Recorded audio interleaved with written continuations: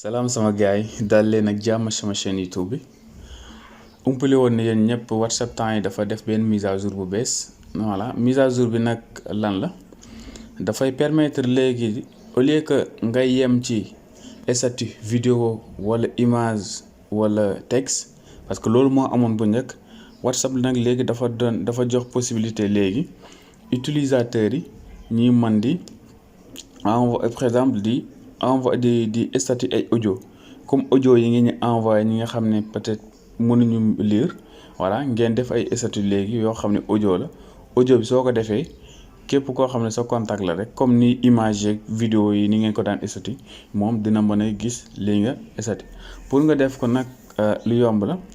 dañuy dem WhatsApp voilà léegi soo demee fii da ngay puus nii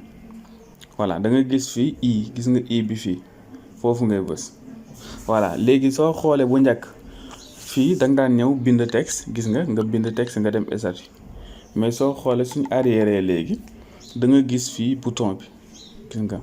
mooy bouton enregistrement bi léegi nag fii ngay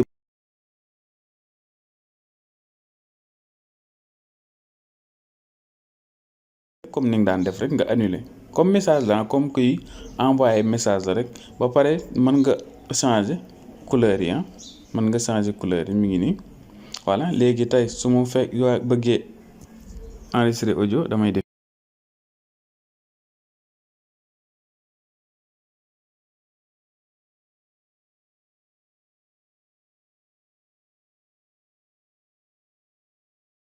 voilà léegi soo bàyyee dalay laaj su fekkee da nga koo bëgg a dégluwaat mën nga bës fii pour dégluwaat ko su fekkee da nga ko bëgg a supprimer mën nga bës ci corbeille bi fii pour supprimer ko léegi nag su fekkee da nga ko bëgg a statut mën nga bës fii gis nga directement da koy dem statut léegi man su ma demee sama statut ma tourné nii gis nga da ngay gis statut bi mi ngi nii audio la léegi nit ñi mën nañ koo lire ok xaaral ma def nii bala ko sama utilisateur yi di lire ok jaa ngi jëf sama gars yi ñu ngi yemale fii vidéo bi fekkee vidéo bi neex na leen ñoo ngi ñaan ngeen partager ko jaa ngeen jëf